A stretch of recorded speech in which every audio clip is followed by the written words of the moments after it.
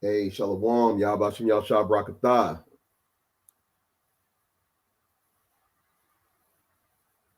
Ashar, the Feast of Dedication.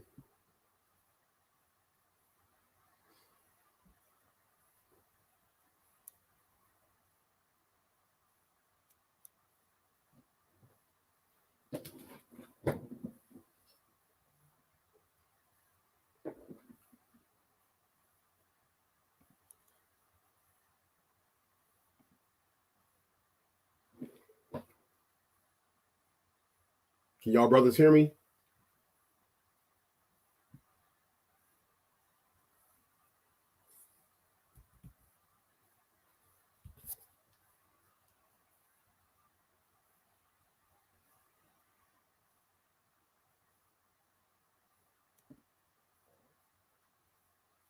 Cool, cool.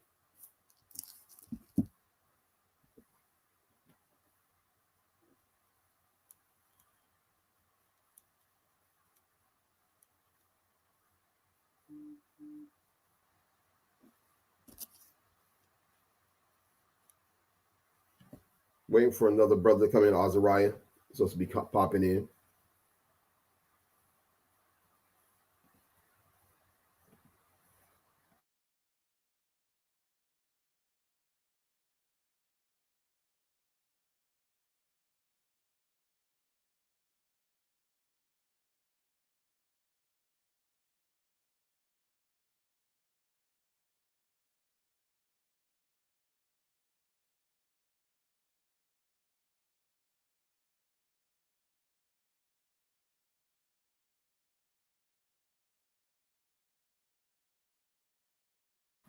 Hey, Shalom, y'all sop by.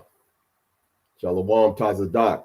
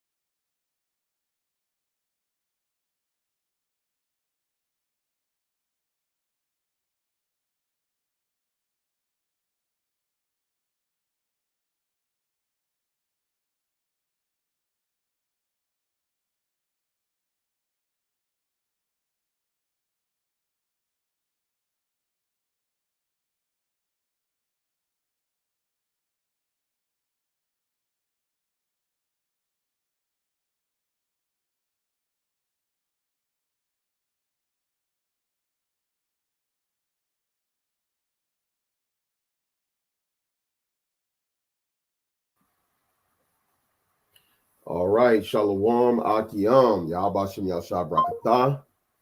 So, of course, y'all know we're here to celebrate the Feast of Dedication. And Brother Azariah should be hopping in any second now. So, how y'all brothers doing?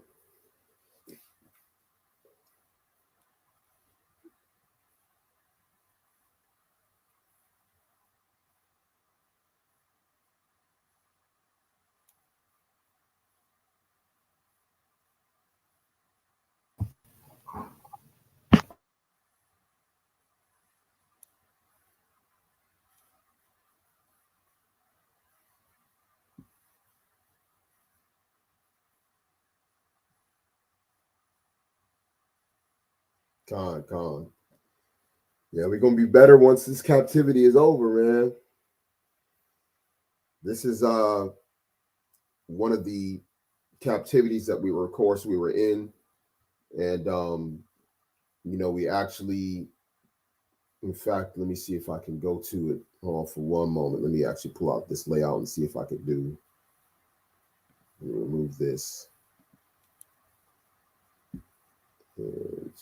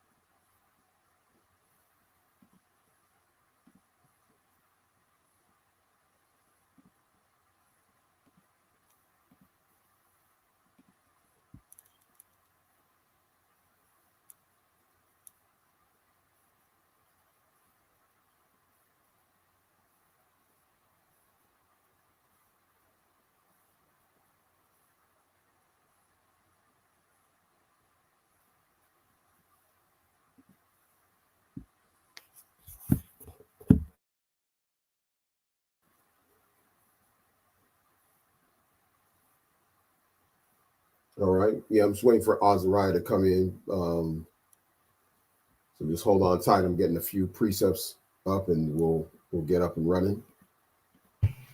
Con. Okay, you here? Cool. No doubt. All right, so first of all, we want to definitely give all glory and praises to our Heavenly Father, Yahweh, Yahweh. in the name of our Lord and Savior, Yahweh Shai, for giving us, grace and mercy for us to be here another day, and for us to hopefully see the downfall, of our oppressor. And one of the times that we did that in time past was, the situation with the Feast of Dedication. As we know, even the Passover is tied to the downfall of the Egyptians. For the Feast of Dedication, it deals with the rededication of the temple. So the Feast of Dedication, the temple was rededicated after it was taken over by the Edomites when they got into Jerusalem. They defiled the temple by doing abominable acts and making the people do abominable things within the temple. And the Maccabean family, led by the what is known as the Hasmonean dynasty, uh, later known in scholarly history. They rounded up the people that were righteous, and the men that were righteous, and fought valiantly against the Greeks, and were able to push them out and rededicate the temple. And it was a glorious victory that they had, and it led to a long independence within the Greek Empire. The Judea was considered an independent state for a period of time until the Roman Empire, which is a whole nother discussion. So let me see if I can share this. I'm trying to share the screen real quick. Let me go here.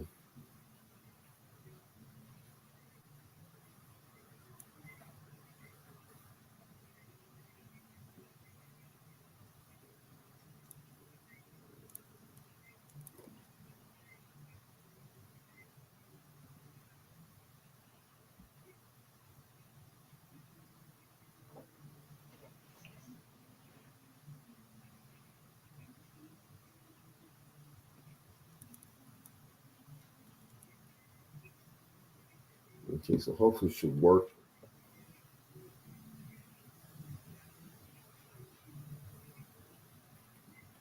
All right, can y'all hear me? Okay. Yeah, Con, you sound clear. All right, cool, cool. All right, so what we're going to do is just going to go briefly just into the prophetic history concerning what was going to happen. So as you all know that Daniel was a prophet during the time of the Babylonian captivity, and he was given, prophetic understanding through the dreams that King Nebuchadnezzar was having. And one of the visions that he had was of the goat that would come. So he had various visions of like the statues. Y'all know the statue of the head of gold, chest of silver, and then you go later on, further on, you got the bronze thighs and the legs of iron, and then you also had the vision with the different animals as well. Okay, that would represent these coming empires that would have our people in captivity. And as you go down, we'll just go ahead and get straight to the point. This is Daniel chapter 8 and verse 5. And as I was considering, behold, a he goat came from the west on the face of the whole earth and touched not the ground. And the goat had a notable horn between his eyes. And he came to the ram that had two horns, which I had seen standing before the river, and ran unto him in the fury of his power. And I saw him come close unto the ram, and he was moved with choler against him, and smote the ram, and brake his two horns. There was no power in the ram to stand before him, but he cast him down to the ground and stamped upon him, and there was none that could deliver the ram out of his hand. Therefore the he goat waxed very great, and when he was strong, the great horn was broken, and for it came up four notable ones towards the four winds of heaven. Okay, so this particular breakdown is talking about the Greek Empire. Okay, so the Greek Empire is represented by the goat. The Medo-Persian Empire was represented by a ram. Now, the reason why the ram had two horns, because it was a dual empire with two different nations that ruled it: the Medes, and the Persians. So when you get into the feast, before the feast of dedication happens, we have to understand what happened historically prior to the things that happened that led to us now celebrating the feast of dedication. So the ram, represented by the Medo-Persian Empire, was taken down by the animal that you see from an allegorical or symbolic standpoint. The goat was represented by the Greeks, and the horn in between that on the goat was representative of Alexander the Great. So that's why it says here that on verse 8, therefore the he goat waxed very great, and when he was strong, the great horn was broken, and for it came up four notable ones toward the four winds of heaven. And we'll break that down as well. But did you have anything to say, Azariah? Nah, that's spot on. All right, gone. All right. So what I'm gonna do, actually, let me do this. I'm gonna go into Maccabees. So this is the prophecy being fulfilled right here. Second Maccabees chapter 1. Let me see here. Actually, it was first Maccabees. Let me go there. My bad. Clicked on the wrong one. All right, so first Maccabees chapter 1. And it happened after that Alexander, son of Philip the Macedonian, who came out of the land of Chittim, had smitten Darius, king of the Persian and the Medes. So you see here, Darius was king of the Persian and Medes. That is the two horns that was represented on the ram, okay?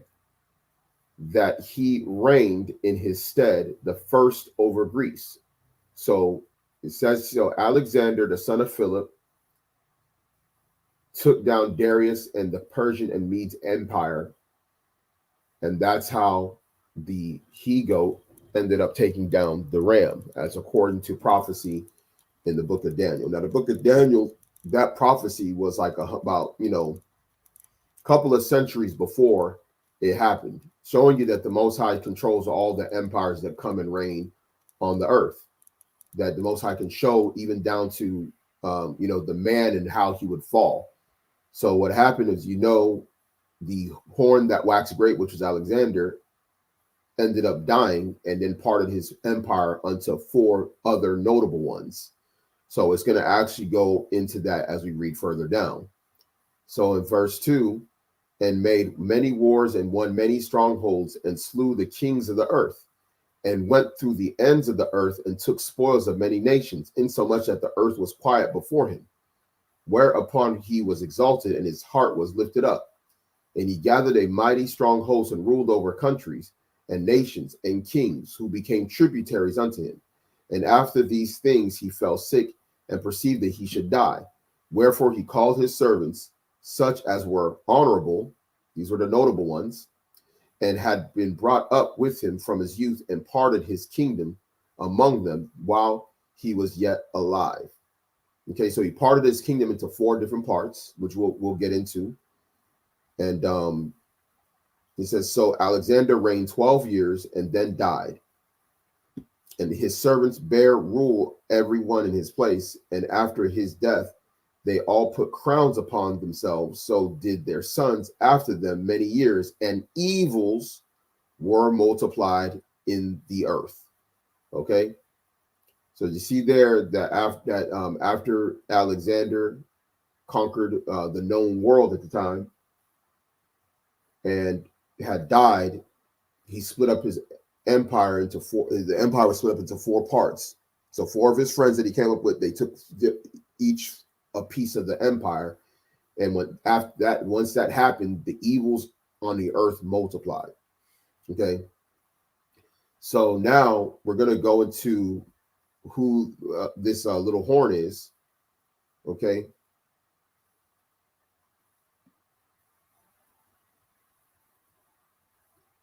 So this right here is going to go into the prophecy concerning the what happened in the book of Maccabees, which led to the Feast of Dedication. So this is Daniel chapter 8 and verse 9. And out of one of them came forth a little horn. Okay, so out of one of the four, okay, the four notable ones, all right, came out a little horn. Okay, the reason why it's called a little horn, because he was not as great, and it wasn't as great or as known as Alexander. Okay, but he was prominent. Horn meaning he was a ruler or had power.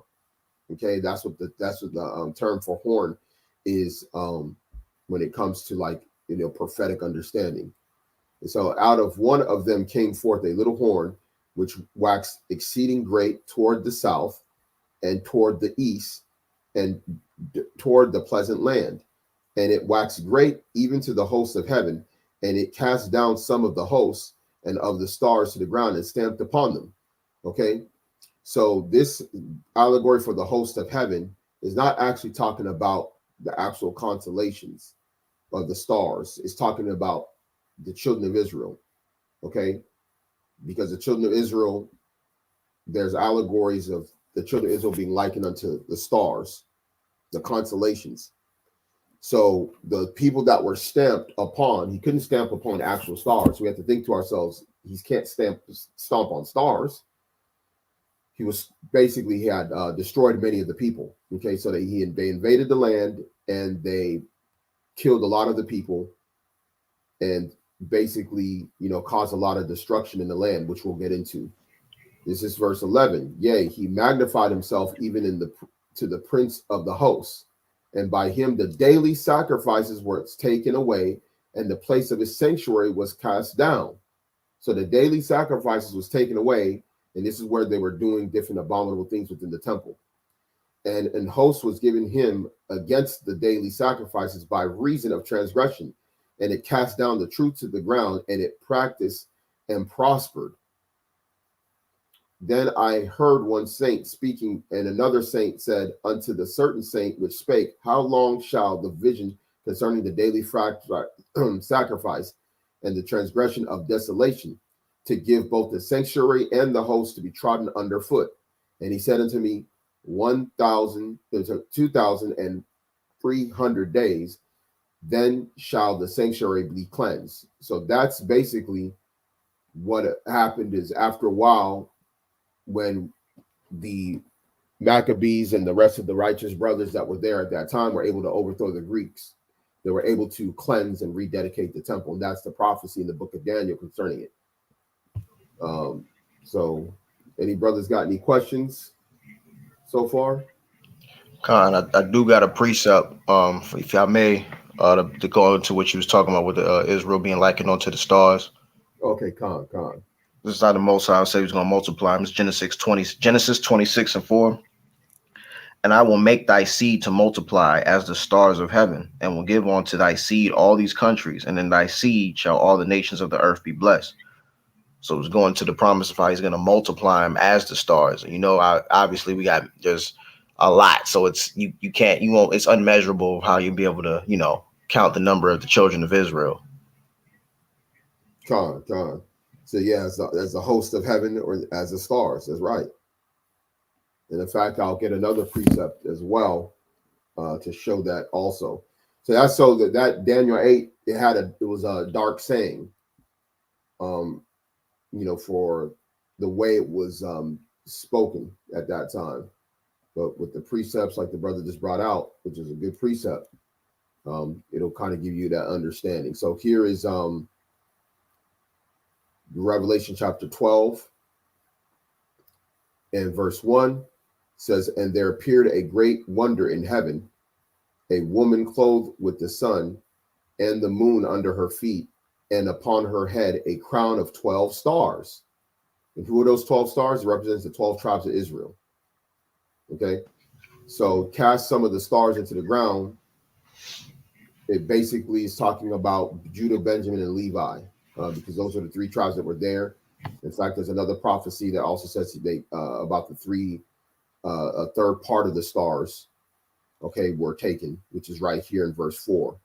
Okay, it says a third part of the stars of heaven who were cast to the earth. Okay, and that goes right back to this right here.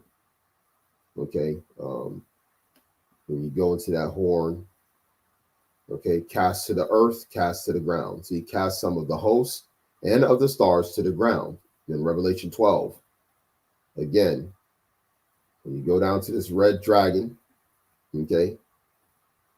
which they're saying it's Satan, but we'll break it down the right way, as far as why it's red, right? Is because red represents Esau.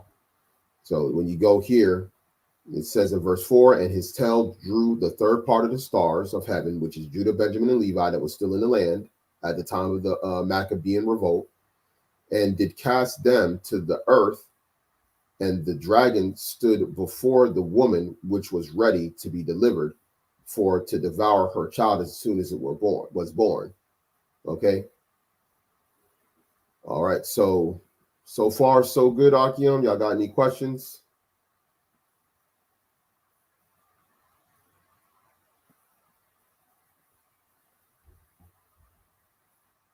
All right.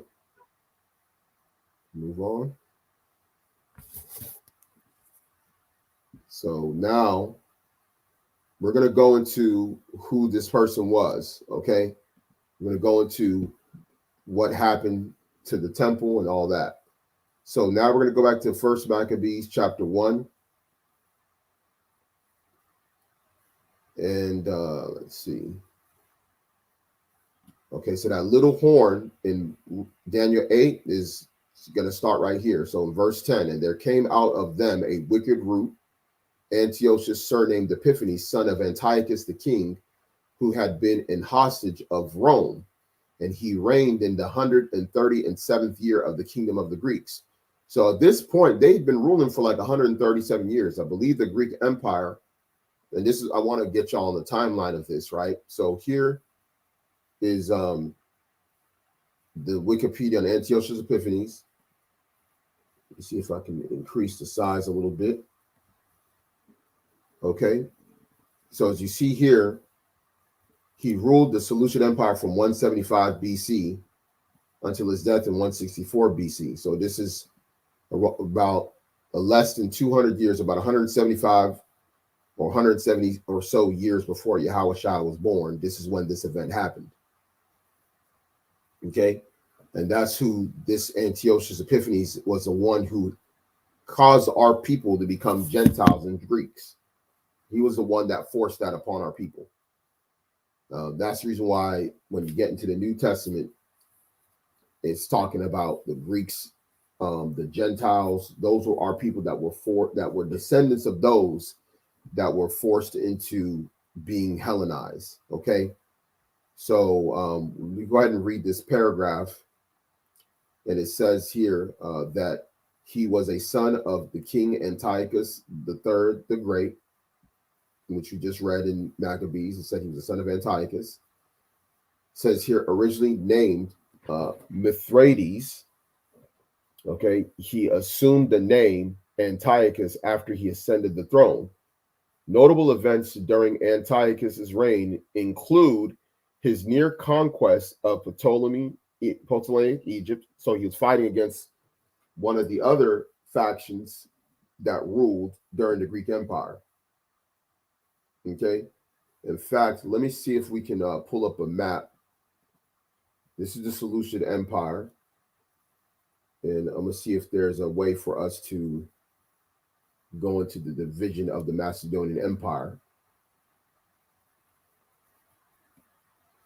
Okay, so this is the Empire of Macedonia, okay, which is the Empire of, you see this is Macedonia. This is where Alexander came out of. And by the way, he is an Edomite. He was of the line of Agag. He was an Amalekite, just like the rest of the Macedonians that lived in that area at that time were descendants of Amalek. And this is actually chronicled even in old sources that was written concerning Alexander the Great and those that ruled that empire. Okay, that's why the evils multiplied on the earth very wickedly when they came into power. As we know, the spirit of Amalek is the most off spirit of all the nations on the earth, even more off than the rest of his Edomite brethren. Okay, so we're gonna go. Let me see if I could see there should be a map with the different 4 parts of the empire that was split, but sometimes they don't show this on here. Okay, so let's go back to the Seleucid Empire. So the Seleucid Empire was basically what we were under during the time of the Greeks. Okay, and the Seleucid Empire will show you how it looks or the size of it. As you see here, this is the land of Israel. Okay, this is the Ptolemaic kingdom, and a lot of our people fled Israel and went into Egypt because the Ptolemy dynasty was a little bit more friendly towards our people. And on top of that, they wanted to have more people in the event they would be going to war against the Seleucid Empire. So they allowed our people to migrate there in large numbers and settle in Alexandria, okay? Which actually, this area is known as the land of Goshen. This is actually the area that the children of Israel dwelt in during the time of the Egyptian captivity. And a lot of them settled in Alexandria, Egypt, and that's where you have the term known as the Alexandrian Jews. That was around in the ancient world. Okay, so the Seleucid Empire was here, going towards Persia, and then it stopped in Syria, going towards modern day Lebanon, and then of course the land of Israel. And during that time, our people were, after the Maccabean revolt, we became independent. Okay, so I'm just trying to give y'all a little map on that. So let's go ahead and go back and let's see what happened during the time of Antiochus the Fourth. Okay, so now you're going to peep this, verse 11. In those days went there out of Israel wicked men who persuaded many, saying, let us go and make a covenant with the heathen that are round about us. For since we departed from them, we have had much sorrow. So you had wicked men, wicked Israelite men that went to do as the heathen do. Okay. So it says here, so this device pleased them well. It says, then certain people were forward therein, that they went to the king, which gave them license to do after the ordinance of the heathen, whereupon they built a place of exercise at Jerusalem according to the customs of the heathen, and made themselves uncircumcised, and forsook the holy covenant, and joined themselves to the heathen, were sold to do mischief. So this is where the beginning of the uncircumcision in the New Testament comes from. Okay, because we have to tie this feast of dedication for you brothers and sisters to the New Testament, so that way now you know why they took out the Apocrypha. Okay. Do you have anything to say, Azariah? Do you want to interject and add something onto this? Just a little bit, I mean, you said it spot on. It's just you begin to see exactly where it is that we get ready to break off, right? This is why the Apocrypha is so important. This is why it shows why too as well, that they didn't want this to be a part of the Bible.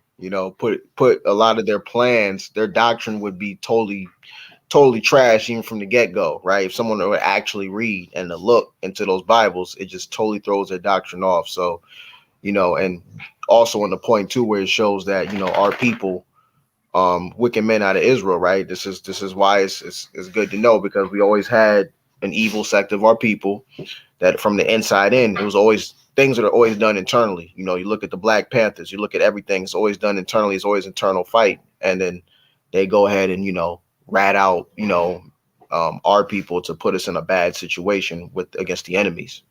So, Yeah, con. Yeah, man. Yeah, it's always like a way for our people to fall from within. When you have, people that are off, you could just, and all these things that happen, they always it always happens over and over again, the same type of thing. With our people, especially with the multiple captivities that we've been through, you can see it, played out over and over again. And this time right here, we're seeing, what has happened. Now, what I'm going to do, I'm going to go to the into what he did in the temple.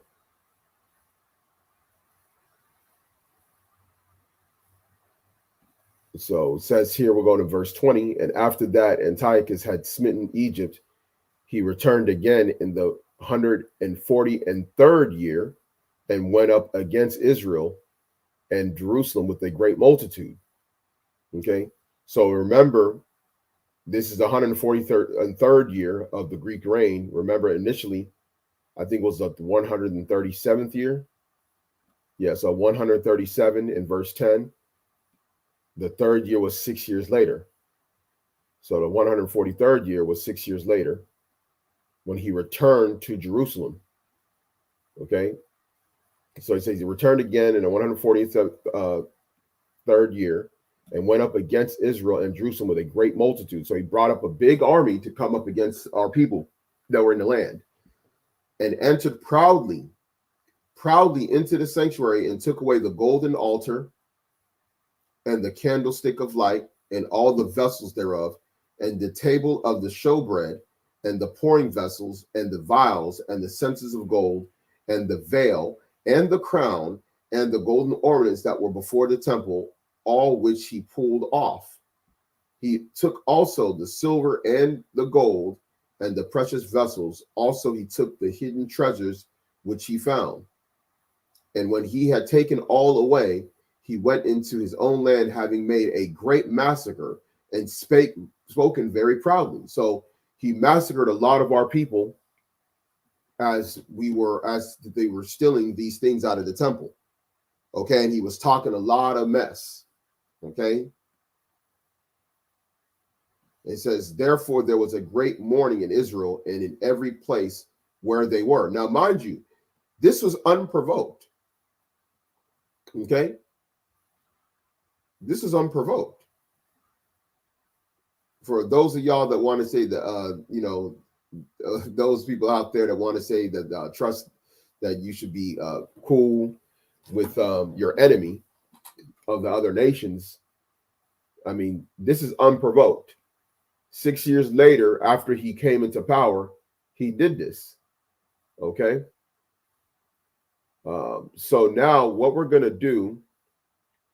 Oh, let me get some of this, because I know sometimes some brothers may not know about this. Let's go ahead and go down here. I'm gonna move down to we'll go to verse 28. The land also was moved for the inhabitants thereof, and all the house of Jacob was covered with confusion. And after 2 years fully expired, the king sent his chief collector of tribute into the cities of Judah, who came unto Jerusalem with a great multitude, and spake peaceable words unto him, but all was deceit. So you see, the chief collector, the tax collector, okay, that was coming to take the tax tribute from our people to send them to Antiochus. He came and spake peaceable words with them, but it was all in deceit.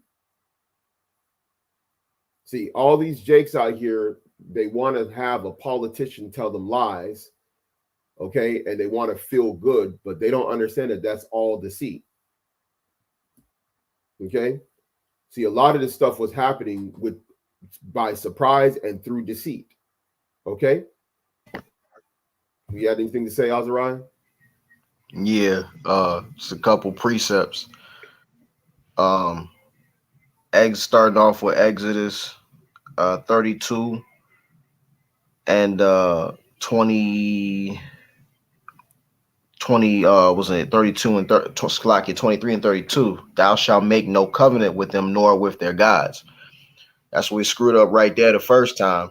What was the precept again? Just want to make sure the brothers heard it again. Oh yeah, Salakia, Exodus 23 and 32.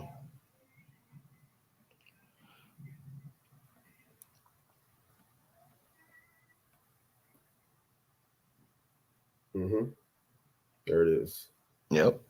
Thou shalt make no covenant with them nor with their gods. And that's the thing. Most High told us don't get involved with these heathens, right? Never Sirach 12, never trust and 10, never trust thine enemy, right? That's one of the things that it started even from back then. And you see what happens. And that just shows you that the wicked of our people already, Mm-hmm. they turned their back on the Most High from the get-go. That's right. they was already down to go on the other. They was already a op. They said, "Hey, look, we suffering right now." They sound just like the sect of our ancestors that was complaining, that was murmuring against Moses. You know what I'm saying? Talking mess about him behind his back in the tents and everything, right? we did good in Egypt. We was good. They gave us onions, garlic. You know, we was living good. Same people, man. And then, because then when you trust your enemy, right, and you lean on to them, the deceit that's done. This is what they do right here. This is Psalms. The next precept I got Psalms 51. Let me see. And 20.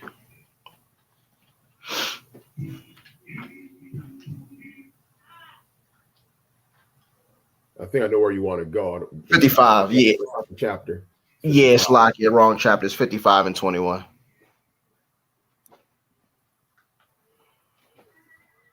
Yep. That's it. The words of his mouth were smoother than butter, but war was in his heart. His words were softer than oil, yet were they drawn swords. So you know how they go. It's the same situation. It's always done like that. You know, it's always done like that. They always try to tell us it's something else to come up with smooth words, come up to do something, but it's always deceit. There's always lying involved, and this is why you can't trust your enemy, because they're always going to try to look to gain the upper hand against you. These are war tactics. Yep. Yeah. Beautiful precepts, man. To make no covenant with them. You saw, like you brought up, like in First Maccabees, it tells you that there was wicked men out of Israel that made a covenant with the heathen, which is against the law. You're not to make a covenant of joining yourself unto them. Then the other one is this, words smooth as butter, but in their heart was war. So I mean, that's exactly what a lot of our people, have a hard time understanding. Because we want people to have good intention with us, but it's like you got a people that will oppress you, then massacre you. You know what I'm saying? Like, we just read just a few verses prior about massacring, and you know what I'm saying, bro. they done took the all the stuff out the temple, which that's a great offense to to our people, to have all those things that is used for the sanctuary to be taken. I mean, you can't even do that to them. If you did that to the Arabs out there in the Saudi Arabia, and you went and rolled up and took the cobblestone, they would declare perpetual war against you until who they believe their God comes. Perpetual war if anybody pulled up and took the cobblestone that they worship. Straight up on site. It's not even. Our people will sit there and be trusting the enemy after they did what they did to us. Because you always want them, you're seek after. It says, "Why trimmest thou thy ways to seek love?" Tells you that in the scriptures. So, that docileness among some of our people became, a major stumbling block. Okay, and that's the reason why the Most High had to raise up real men that was not going to trust the heathen, to put down the heathen. Because if we had it the way that some of our people in our nation would want it, they'd want us to sit down at the table and make a discussion with the elites of Edom about how we can transition, and they can transition the kingdom over to us. God, it's sickening, man. It's madness. Yeah. How many times do you have to see the same lesson in history over and over again to be repeated, to know it's going to be the same result? Yeah, that's what happened to what's his name, from the Haitian ruler, after the Haitian Revolution. He went and had a meeting with the French, and they took him and imprisoned him, and he died. He died in prison. He came to in good, quote unquote, good faith, and having a discussion with them, and they took him. You get stuff like that happening with our people, in various times throughout history. You see it so many times. So, yep. And we're not even finished with the offenses yet. We still got Yeah, we're reading. not even finished. We're gonna get there soon. Con. We're gonna get there definitely soon. And yeah, because I want to show brothers like kind of like what was transpiring before that, because so you can kind of get a good idea of like what was going on.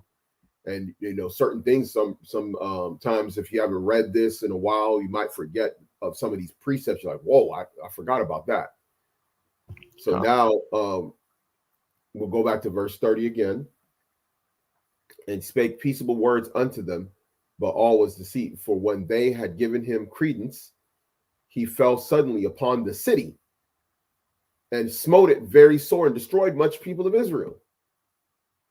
And when he had taken the spoils of the city, he set it on fire and pulled down the houses and walls thereof on every side. But the woman and children took they captive and possessed the cattle. So you see that? For you, some of you sisters, okay, that may not understand why, look what they did. They killed many of the people. Of course, you know that a lot of the men were targeted and killed. And what did they do? They took the woman and the children captive as slaves, the ones that they were able to get. So this is atrocity upon atrocity. Okay. And this is after it says a great mourning came over Israel after the first massacre and the temple was raided. This is coming back 6 years later to do some more.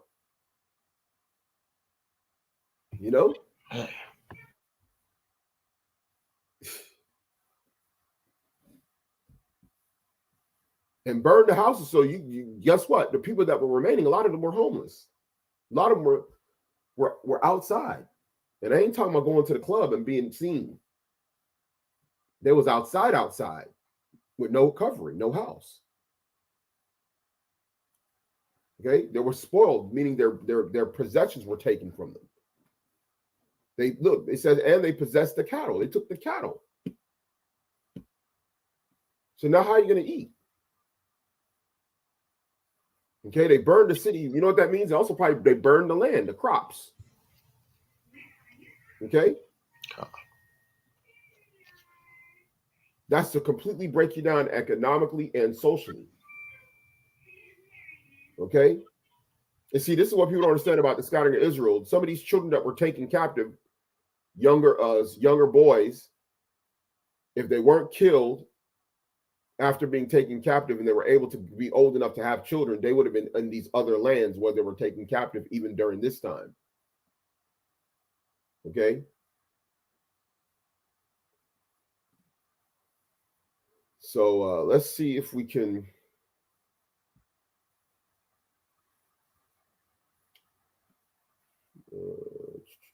Okay, we can keep going down because there's another. We're going to go to Second Maccabees to get more detail, and we can get into directly into some of the things.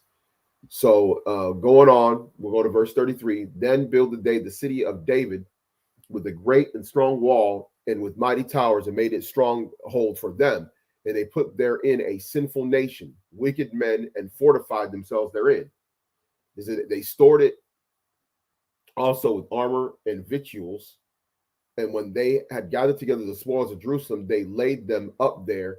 And so they became a sore snare, for it was a place to lie in wait against the sanctuary and an evil adversary to Israel. So what they did is they built a military command post in Bethlehem, in Jerusalem. So in Jerusalem, they built like a big, strong wall and tower, okay, with a military force where they had foods and supplies, so they could always be there to just basically, kill our people. That's why it says, for it was a place to lie in wait against the sanctuary and an evil adversary to Israel, and thus they shed innocent blood on every side of the sanctuary and defiled it. So when the people were going up to the sanctuary, as they were going to the sanctuary, the Israelites, they would then be killing them every time they would be coming. So when people come up to do prayers or to do any fasting or whatever, or to try and see if they can give sacrifice, these Edomites would come out and kill them. Oh yeah, we have to paint the picture. We really do. You got anything to say, Ak?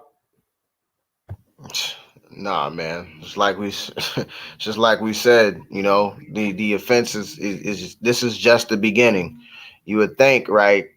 A nation like for the people that I know I ain't have much to say, but like it's just one of those things, right? You chop it up and you would think that for a nation, people that want to save another nation, the Mm-hmm. offenses that have done are so highly great. Like you can just read this chapter alone, and we're not even done.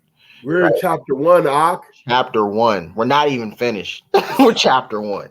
We're in chapter 1, bro. Chapter one.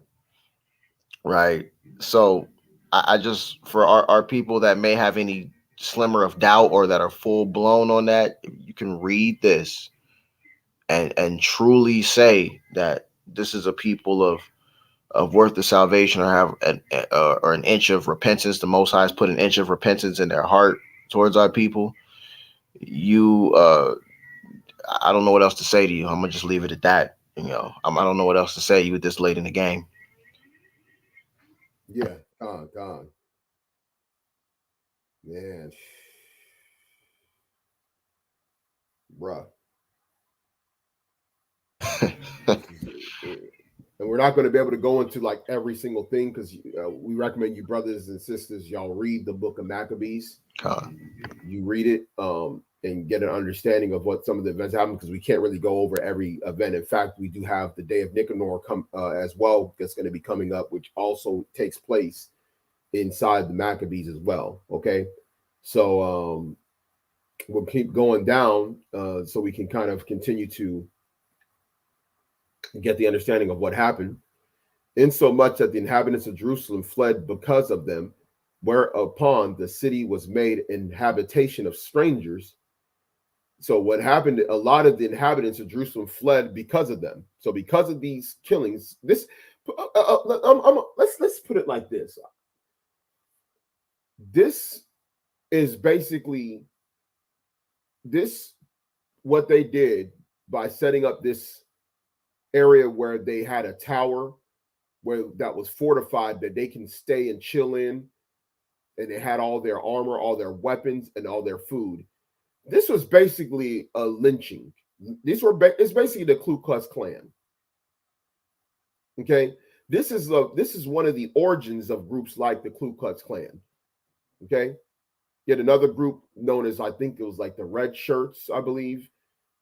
That was also a vigilante group after the Civil War during Reconstruction that would go around uh, lynching, massacring, and killing so-called black people.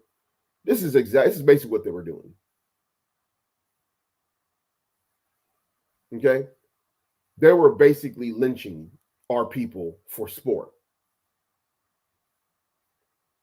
So we have to understand what these people were doing during this time.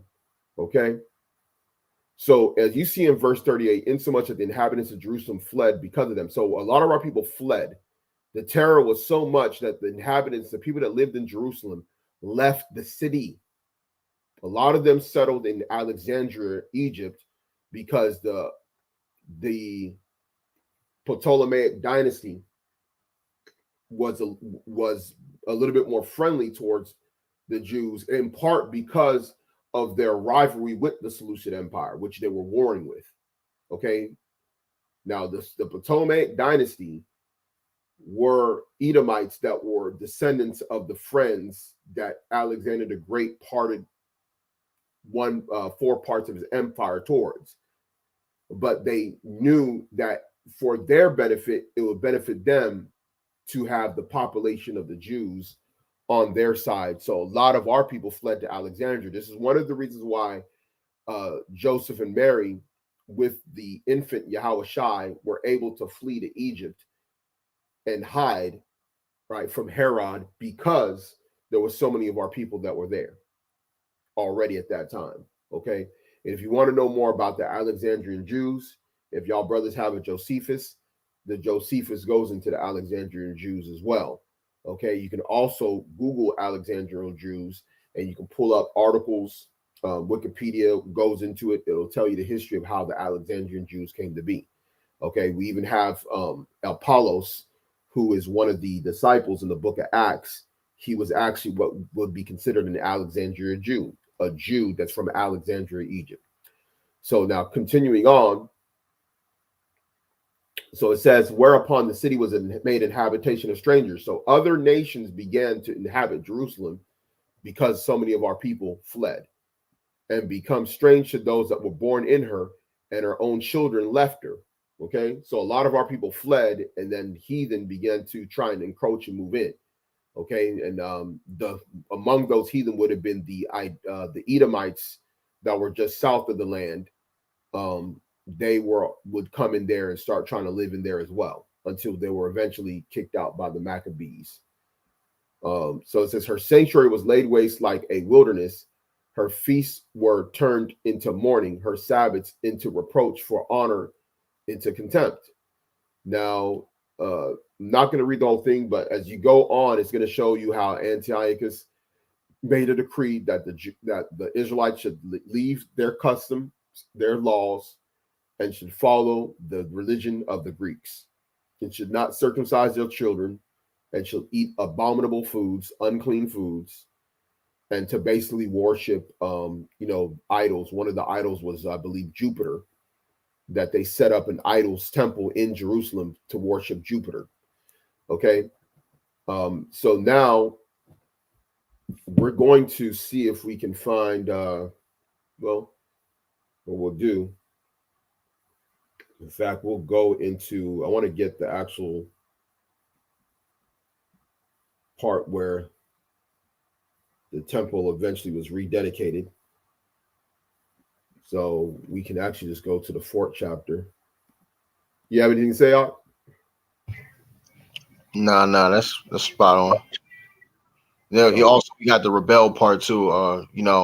Within there, I guess brothers and sisters could read that too within chapter 2 and 3, of course. Um, then there, you know how Mattathias, Yeah. right? He stood strong. If you don't mind, I'll just get that one precept real quick. Yeah. Yeah. What you said, chapter 2? Yeah, uh, chapter 2 and verse 19. We can actually go for 18 for context sake. Con. Uh, Now therefore come thou first and fulfill the king's commandment, like as all the heathen have done, yea, and the men of Judah also, and such as remain at Jerusalem. So shalt thou and thy house be in the number of the king's friends, and thou and thy children shall be honored with silver and gold and many rewards. So they're offering them basically, kind of a little deal, a little pack. You know what I'm saying? Mm-hmm. Little package right here. Look, if you same thing, Satan came and tempted your house shot with. Basically, he did tempted it with more, but say you give Mm-hmm. a little treat. The heathens try to give us crumbs, right? Because anyone who's at the throne of power, they always have the people, the peasants, or anyone. They'll throw them little crumbs, to make them feel like they're important. Same thing that's going on today. No different, right? Um, Yep. verse 19. Then Mattathias answered and spake with a loud voice. Though all the nations that are under the king's dominion obey him, and fall away every one from the religion of their fathers, and give consent to his commandments, yet will I and my sons and my brethren walk in the covenant of our fathers. God, Yahweh forbid that we forsake the law and the ordinances. We will not hearken to the king's words to go from our religion either on the right hand or the left. So and you always get examples of the righteous men that just that are the Most High has put it in them to stand tall against. You brought out in the chapters of Daniel. You had Daniel, of course. Um, you had the top three. You had the three. Um, Meshach. I'm missing one. Meshach, Abednego. Um, and I can't miss the other one. Um, Meshach, Rashach, and Abednego. Khan. Meshach, Rashach, and Yeah, Abednego. they were given Babylonian names. That's why it's hard for us to remember because they were given those names versus what their actual Hebrew names were. Con. They used them, and the same thing happened here too, right? The same thing Yep. happened here too. That No, not. you had it here. They was given surnames. You Yeah, didn't. They were That's given right. different names. Mhm. The Babylonian captivity has a lot of parallels with our captivity here, and also, and then this right here, there's a lot of similarities with the Greek Empire as well, with certain things that they did with what Esau did. Just like in the tells you how they open the book of the law and they made likeness of their images to be their own. Mhm. Well, they did that when the Renaissance came, when our people fell in the Middle Ages, at the end of the Middle Ages, and they took over at the Renaissance period. They did the same things. A lot of the stuff that that happened here happened also during the time of the Renaissance period, the beginning part when our people were taken down. They would defile the different places of worship. They would bring the abominable foods in. They would make people venerate different idols, and they changed up the images, the icons. It's like they did, which we showed y'all I showed y'all the Russian icons for the lesson, and y'all know y'all probably seen different videos of different guys in Israel showing all those ancient images of how our people were depicted. And all these things keep happening over and over again. But man, this right here is a beautiful part to show about not how you saw Mattathias did not consent, neither did his sons consent. They consented to what? The covenant of their fathers in verse 20. Okay, that's what they wanted to stick with. The covenant, meaning the agreement. See, when you make a covenant with the heathen, you've thrown away the covenant with the Most High. Okay, because your agreement is with the Most High. That's your covenant. Okay, that's why we have something called the Old Covenant. The Old Covenant was an agreement that the Most High made with us. So if we go away from that covenant, then bam, now we fall into these other situations. But if we stick with the covenant, we stick with what the Most High wanted us, and we're talking about at the time, this is before Yahweh Shah, of course, then the Most High would be gracious towards us, and help us out, which is essentially what happened with Mattathias and his sons. Okay, so Mattathias is the patriarch of the Maccabees. Okay, and he had different sons. One of the most notable son is Judas Maccabees. Okay, so y'all definitely want to read that. Also, the brother L.I.T.T.Y brought out the precept right here. This is the 1 Kings chapter 17 and verse 35, with whom the Lord had made a covenant and charged them, saying, Ye shall not fear other gods, nor bow yourselves to them, nor serve them, nor sacrifice to them. Okay, now why are we saying that? Because that was what eventually would happen in the temple when these Edomites would come in. Okay, so in fact, we'll get that real quick, so that way you can see it. So we're going to go to 2 Maccabees. Now, by the way, for you brothers and sisters that are watching, 1st and 2nd Maccabees are actually the same events. They're just basically have different details that are added in on both sides. So sometimes when you go, so if you're reading 1st Maccabees and then you read 2nd Maccabees, and you're like, wait, this happened as well. It's not, it's the same story. Okay, but there's different aspects within each one that goes into more detail, or they add, or there's other things that were not in the first one that are in there as well. So let's see here. So we're going to go to, so we're in 2nd Maccabees, chapter 6. So we'll just start at verse 1.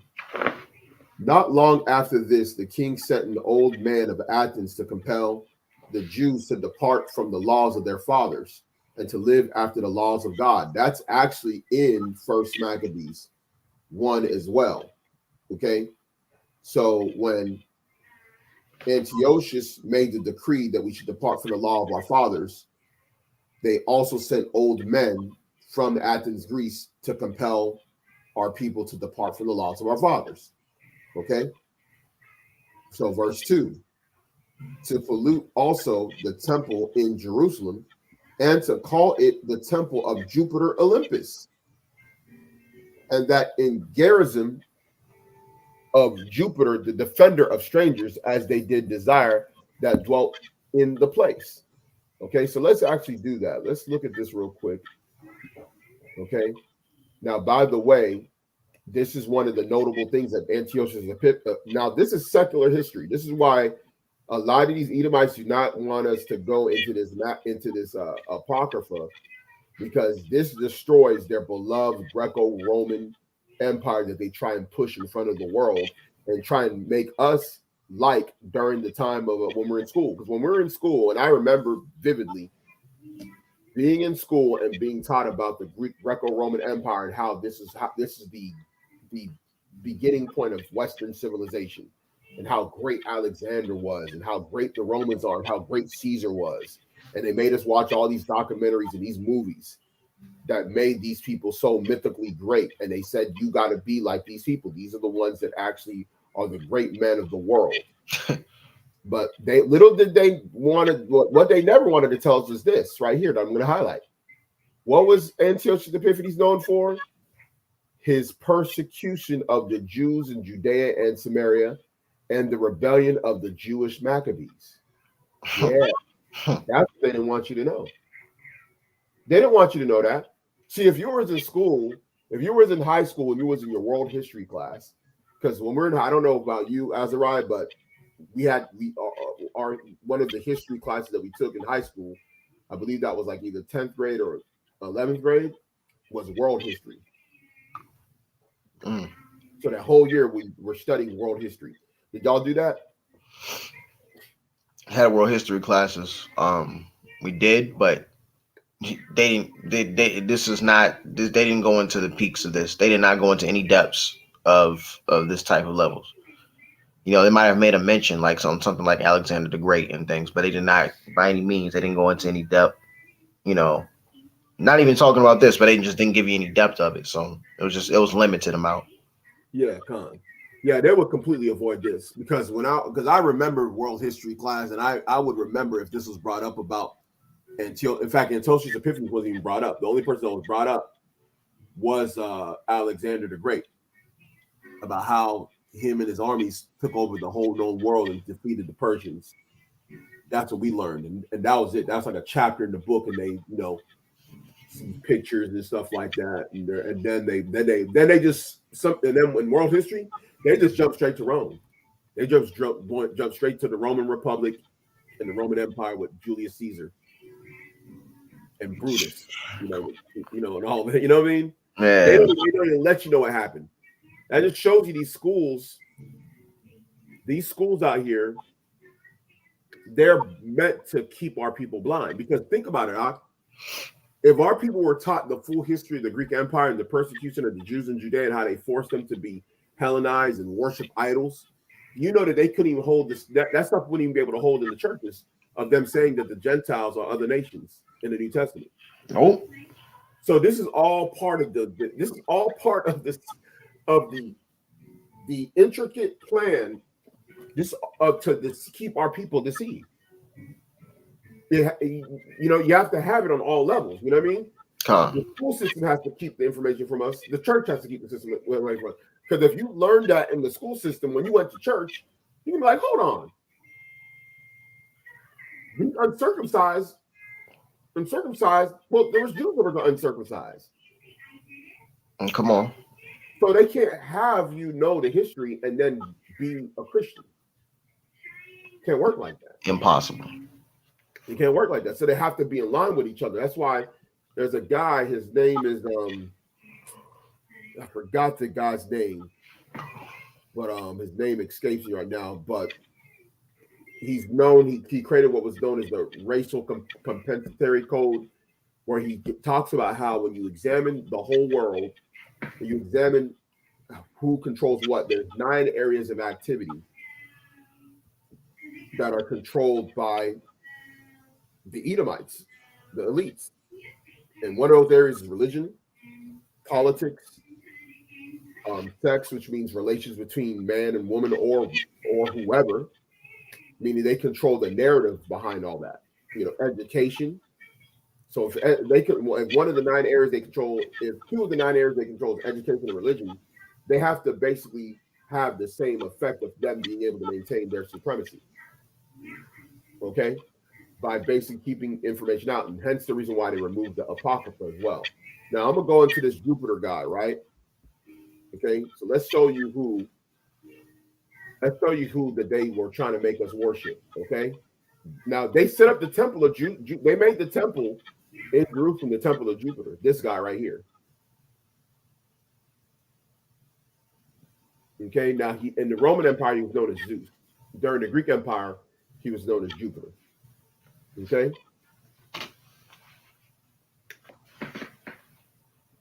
Okay, his nickname, so Jupiter, day or sky father, the god of the sky and thunder, the king of the gods. So basically, it's basically like a false most high. Don't worship Yahweh, worship this guy who's the king, who is the king of all the gods. Okay. Now, mind you, this god abodes in heaven. The planet Jupiter was named after him. Okay. So now we're going to go into this real quick. It says Jupiter was the chief deity of the Roman state religion throughout the Republican and imperial eras until Christianity became the dominant religion of the empire. In Roman mythology, he negotiated with Numa Popilius, the second king of Rome, to establish principles of Roman religion such as offering or sacrifice. That's the reason why they had these abominable sacrifices in the temple, which we'll get into. So let's go ahead and go on. I'm gonna reread verse 2 just for the sake of context. This is, and to pollute also the temple of Jerusalem and to call it the temple of Jupiter Olympus, and that garrison of Jupiter, the defender of strangers, as they did desire that dwelt in the place. The coming in of this mischief was sore and grievous to the people, for the temple was filled with riot and reveling by the Gentiles, who dallied with harlots and had to do with women within the circuit of the holy places, and besides that, brought in things that were not lawful.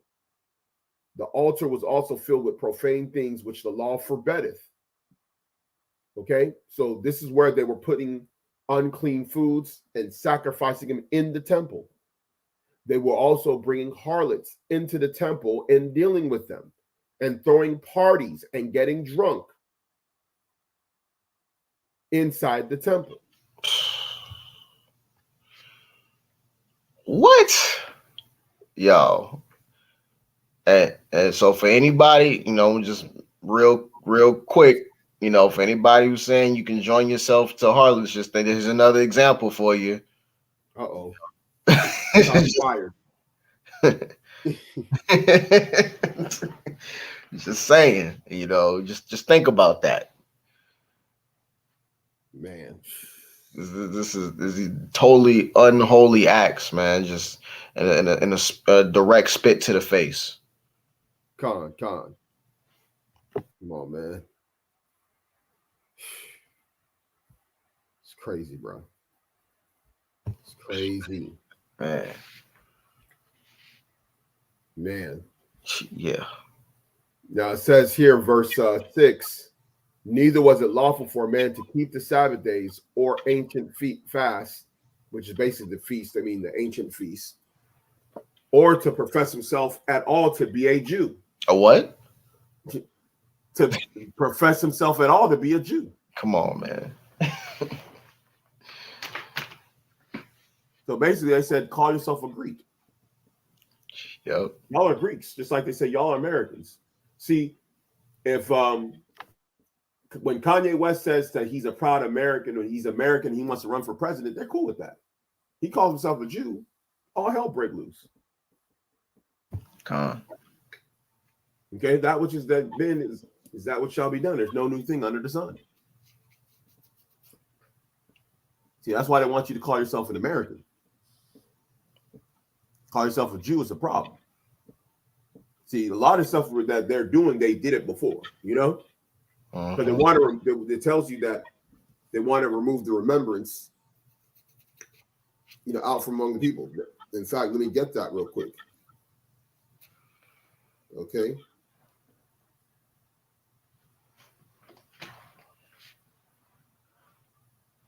Because a lot of our people don't understand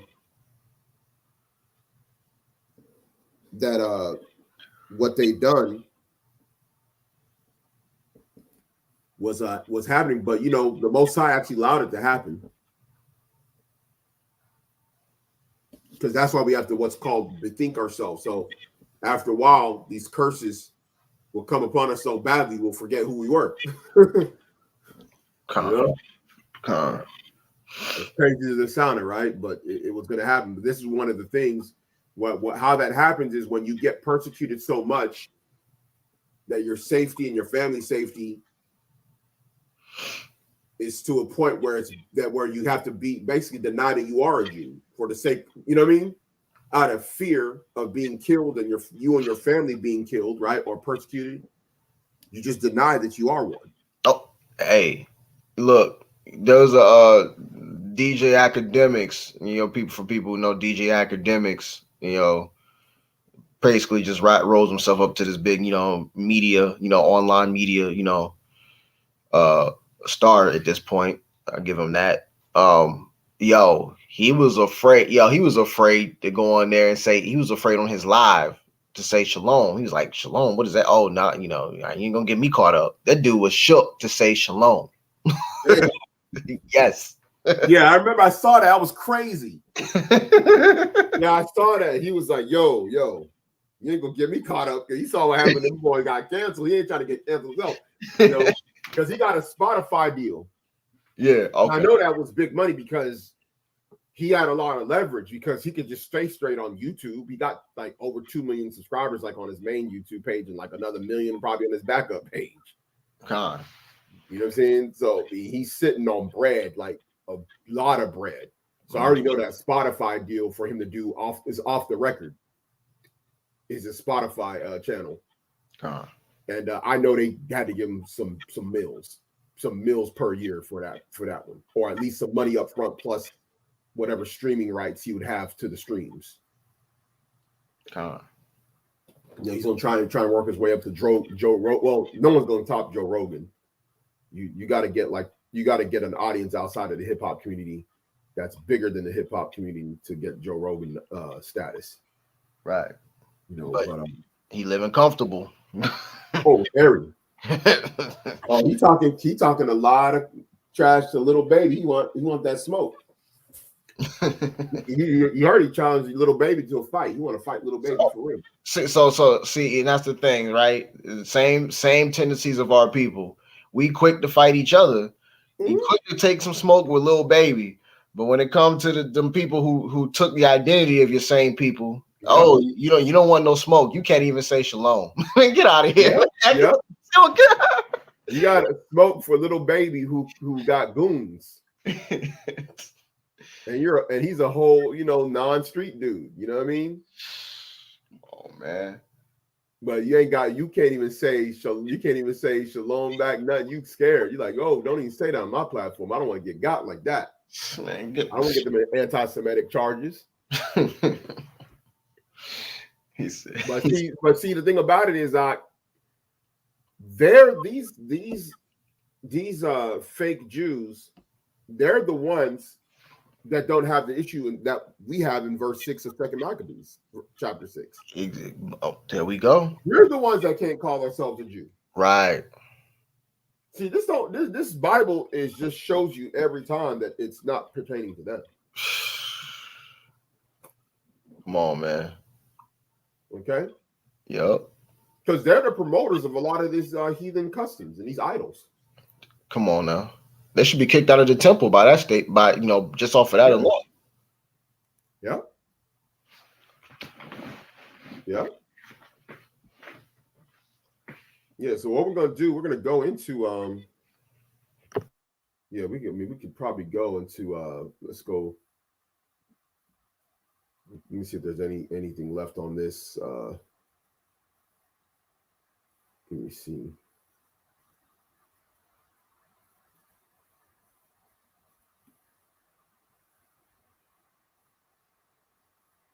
See if there's any. Okay, so very interesting. So they say that so they said that Zeus is the Greek equivalent.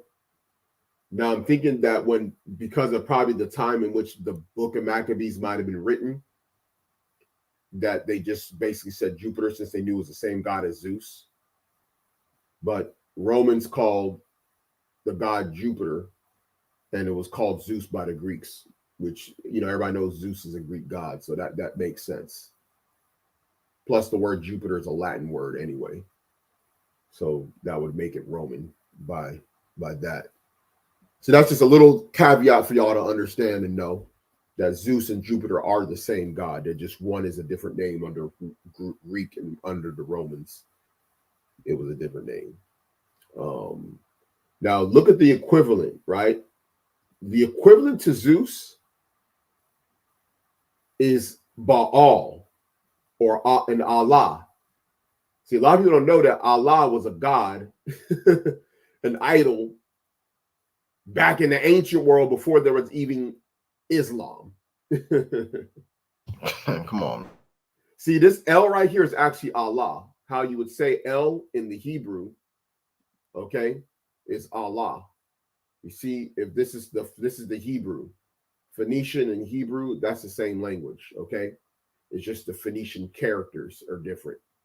This is the Assyrian script, okay, which is how Hebrew is written. That's when you read your blue letter, you're going to see this script right here versus the Paleo Hebrew. This one right here is a ah. You see that looks like an A just on its side, and this looks like an L, right? Come on, man. That's where the alphabet comes from. This is an A and an L. You would say Allah right here. And no, we're not venerating the God, right? We're just saying it. Okay. In the Bible, they quoted the names of the gods. They just didn't make they didn't make no sacrifices or call upon them for anything. Okay. And it simply means God. That's all it means. See, when you say Yasharallah, the word Allah at the end of Yasharallah is God. He, Yah, Shar, Prince, Allah, God, Yashar Allah. So Allah was a God that was worshipped way back then. So this particular deity, Jupiter, is equivalent to Allah and Baal. And Baal was one of the gods that we were worshiping and falling into madness over. Okay, if you read the Book of Kings and you go to the time of Ahab and what's her name, Jezebel, that was the god that they were promoting to be worshipped by the people. Okay, and that's the equivalent of Jupiter. Okay.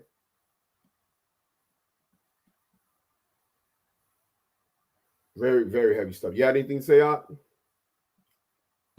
Nah, man. Not even.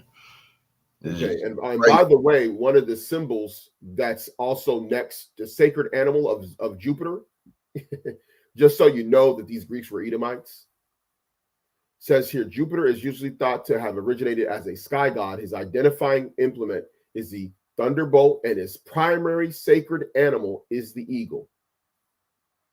Okay. Uh-oh. So now when you go here, you see, look at the eagle right here.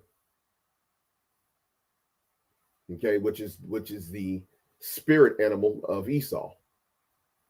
Okay, that's the reason why not only did the Greeks promote it, but the Romans promoted the eagle. That was their symbol. In fact, we'll read further down, and this is just a sidebar history lesson, so y'all brothers have understanding of this. And You can do further look into it later, but it's important for you to understand the symbolism because the symbolism is found in the various parts of the scriptures concerning Esau. Okay. So it says here, which held precedence over other birds in the taking of auspices and became one of the most common symbols of the Roman army. See Aquila. The two emblems were often combined to represent the god in the form of an eagle holding its claws, a thunderbolt, frequently seen on Greek and Roman coins. Just so you know that the Greeks and Romans that ruled were Edomites. I think you don't need to have anything further to say on that. Okay, just more proof. You had anything to say, Op? Hey, now this is just a straight cut. A straight cut. Like at this point, we know who gotta know who Esau is, man. Con. And by the way, a lot of Edomite supremacist hate groups, they also push the thunderbolt as well. Okay, they have. That's why you go into a lot of them. Those, if you look at a lot of symbols of the white supremacist groups, they have like the SS stormtroopers of the Nazis. They had the thunderbolts. Con. Okay. Come on, man. Okay, so just so you know, got them Thor. You know, even in your marbles, got Thor in there. correct. Because Thor is actually like basically Jupiter. You know, some of those different characters are actually represented by ancient Greco-Roman idols. When you look up like some of the different ones, you'll see like different idols that are tied to some of those characters. Come on. Okay. Yep. And let me I'll get one precept real quick too. Yeah, go ahead. Lamentations 4:19. Our persecutors are swifter than the eagles of the heaven. They pursued us upon the mountains. They laid wait for us in the wilderness. Come on. Show your Lamentations what? Lamentations 4:19. Okay. Now, how do we know that who it is? You read verse 21 and 22. Rejoice, be O glad, O daughter of Edom, that dwellest in the land of Uz. The cup also shall pass through unto thee. Thou shalt be drunken, and shalt make thyself naked. The punishment of thine iniquity is accomplished. O daughter of Zion, he will no more carry thee away into captivity. He will visit thine iniquity, O daughter of Edom. He will discover thy sins. Yep, and that's what's happening. You know, that's he discovers their sins and they're being revealed. You know, and feast of dedication is one of those things that they did. Okay, and one of their iniquities. Okay, and this right here is the end time prophecy of the freedom of the captivity, because this proves in verse 22 of Lamentations chapter 4, this proves that the final captivity is under Edom. Because after Edom is taken down, the daughter of Edom, which is Babylon the Great, also known as Babylon, the Edom's empire, Israel will no longer be carried into captivity. So anybody who says that the Edomites were done away with, if the Edomites were done away with 2,000 years ago, like some of the people were saying, then that means Israelites cannot be in captivity anymore. Because the Most High already discovered their secrets, their sins, right? And he already put them down. God. So that makes no sense. If the Edomites were done away with, like Vocab Malone says, then that would mean that Israel cannot go into captivity if they have fallen down. If there were no more people, Israel cannot be in captivity. God. And yet, what are we in? We are in captivity yet this day.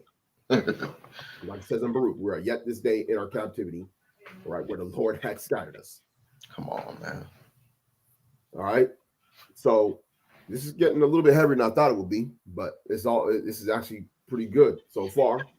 So we're going to get down to the nitty gritty. I'm going to go ahead and go to First Maccabees 4. Okay, so let's see. Let's see if we can just kind of get closer to it. So basically, the rundown in First Maccabees 4, Georgius, who was the one sent to take down our people, the Jews, with Judas. So Judas at this point is ruling, is basically leading the people, the ones that are righteous, against the Greek army. Okay, so we'll see if we could just. In fact, we'll just read the whole. We'll just kind of, because the chapter is pretty long, so I want to kind of skip to a good part. So let's see if we can go.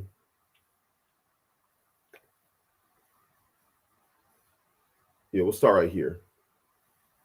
So they were in First Maccabees chapter 4 and verse 35. Now, when Messiah saw his army put to flight and the manliness of Judas' soldiers, how they were ready either to live or die valiantly, he went into Antiochia and gathered together a company of strangers, and having made his army greater than it was, he proposed to come again into Judea. So what happened, they came up against Jerusalem, and the Most High had them fall. So we're going to go back up for the sake of because this is very long right here, but it's a very, very good chapter. Okay. So let's see. We're gonna just kind of zoom through it. We're not gonna kind of give any I'm not gonna try and give any particular interpretation. It's very straightforward. Okay, so let's go and start at verse 5.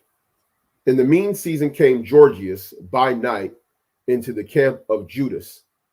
And when he found no man there, he sought them in the mountains, for he said, these fellows flee from us. But as soon as it was day, Judas showed himself in the plain with 3,000 men, who nevertheless had neither armor nor swords to their mind. And they saw the camp of the heathen, that it was strong and well harnessed, and compassed round about with horsemen, and these were expert of war. So Judas was with 3,000 men, and they neither had armor nor sword upon them. Okay? And when he saw the army that Georgius had, he saw that it was well ordered, deep with horsemen, and these men were clearly experts of war. These were trained warmen, okay, men of war that they were coming up against. Verse 8. Then said Judas to the men that were with him, fear ye not their multitude, neither be ye afraid of their assault. Remember how our fathers were delivered in the Red Sea, when Pharaoh pursued them with an army. Now therefore let us cry unto heaven, if peradventure the Lord will have mercy upon us, and remember the covenant of our fathers, and to destroy this host before our face this day, that so all the heathen may know that there is one who delivereth and saveth Israel. Then the strangers lifted up their eyes and saw them coming over against them. Wherefore they went out of the camp to battle, but they that were with Judas sounded their trumpets. So they joined battle, and the heathen, being discomfited, fled into the plain. So basically, their battle, they understood, was spiritual. When they came together, they didn't even grab their weapons at the time. When Judas was with those 3,000 men, they knew that the Most High would have to be the one that would have to deliver these people into their hand, because they were stronger than they were. So it says that he cried out. They made a prayer, and they said the Most High, they prayed that the Most High will remember his covenant that he had to our forefathers and would deliver us like he did in the land of Egypt. He showed that he's able to deliver. And that's essentially what happened. So now we go into verse 15. Howbeit all the hindmost of them were slain with the sword, for they pursued them unto Gereza and unto the plains of Idumea and Azotus and Gemnia, so that they were slain of them upon a 3,000 men. This done, Judas returned again with his host from pursuing them, and said to the people, be not greedy of spoil, inasmuch as there is a battle before us. And Georgius and his host are here by us in the mountain, but stand ye now against our enemies and overcome them. After this, ye may boldly take the spoils. So basically, when they were killed and they fled, he didn't want them to, he didn't want the people to go and take the spoil yet until the battle was truly over. Okay? Because if you start celebrating before the victory, you're gonna look like old boy from the Houston Oilers that back in the 90s fumbled away the Super Bowl appearance of the Houston Oilers by celebrating before he got into the end zone. We don't want that. God. You know what I'm talking about. You probably seen the highlight, even though you're not from the era, but you seen them plays, them football plays where dudes is literally had the football and they celebrating before they get into the end zone and it gets knocked out. Oh yeah, definitely. What's his name did that? Sean Jackson. Sean Jackson. Yep. You don't want to pull us to Sean Jackson. That's what Judas was trying to prevent from happening. God.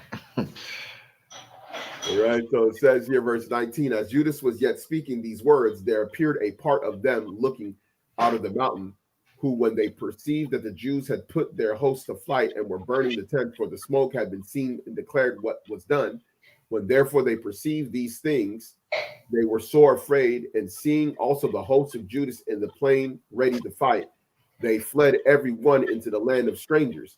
Then Judas returned to the tents to spoil the tent, where they got much gold and silver, blue silk, and purple of the sea, and great riches. After this, they went home and sung a song of thanksgiving and praised the Lord in heaven, because it is good, because his mercy endureth forever. Thus Israel had a great deliverance that day. Now all the strangers that had escaped came and told Lysaeus what had happened, who, when he heard thereof, was confounded and discouraged, because neither such things as he would were done unto Israel, nor such things as the kings commanded him were come to pass. So Lysaeus was mad because what was supposed to happen was supposed to be the slaughter and the defeat of the Jews, and it didn't happen when they got the report back. So let's keep going down. Verse 28. The next year, therefore, found Lysaeus gathered together 70,000 choice men of foot and 5,000 horsemen, that he might subdue them. So that's a lot. Yeah. 70,000 is 6,000 men on footmen and 5,000 horsemen. Okay.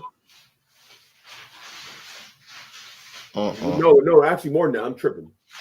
Three score, by the way, is 20. Is 20. It means 20. So if you do 3 score, in fact, we could actually probably pull it up.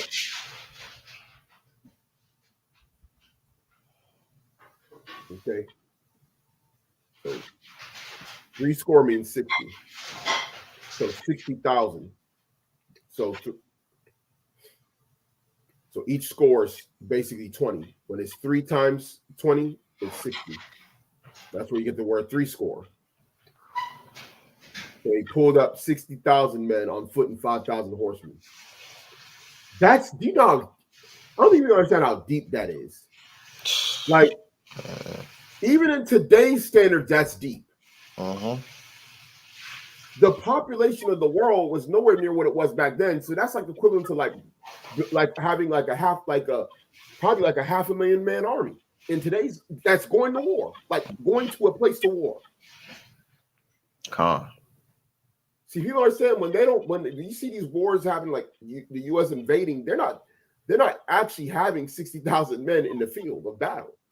They're sending out waves of like 1,000 to 10,000 at a time, and depending on the area that they're deploying at.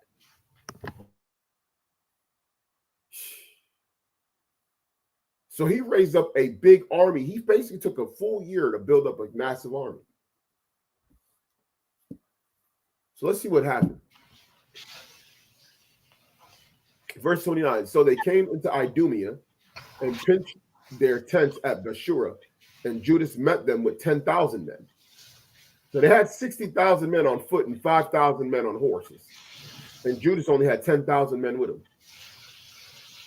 When he saw that mighty army, he prayed and said, Blessed art thou, O Savior of Israel, who didst quell the violence of the mighty man by the hand of thy servant David, and gavest the host of the strangers into the hands of Jonathan, the son of Saul, and his armor bearer. Shut up this army in the hand of thy people Israel, and let them be confounded in their power and horsemen. Make them to be of no courage, and cause the boldness of their strength to fall away, and let them quake at their destruction.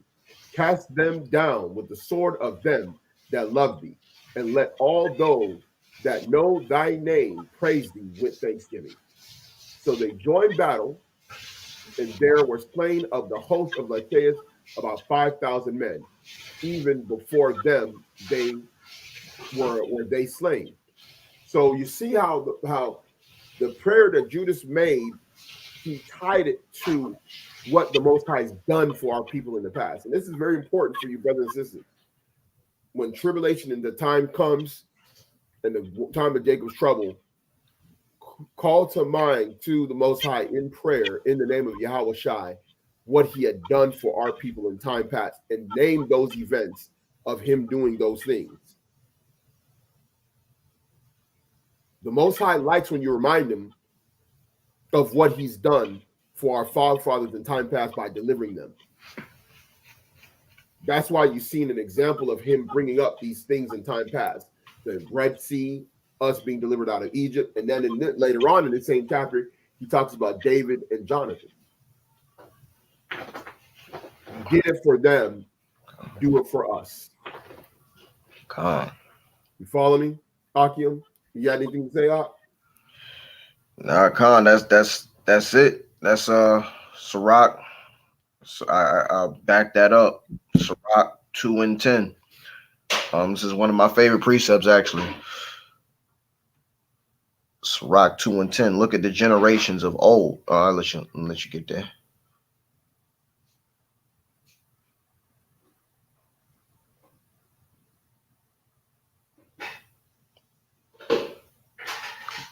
Look at the generations of old and see, did ever any trust in Yahweh and was confounded? Or did any abide in his fear and was forsaken? Or whom did he ever despise that called upon him? Man. Come on, bro. Hey, man. That's the biggest part, man. This is a whole, that's like you said, and that was a beautiful point, the Yapa point. Just, it was a spiritual aspect. They knew that they had to stay in there. Yahweh Shai say too, time and place for everything. He said, take not script. And this is a preparation, a mindset that we're going to have for that time, just as the forefathers before us, man, when they was going into war, right? Hey, look, Yahweh Shai said, take not, I'm roughly paraphrasing because I'm not there, but take no script, right?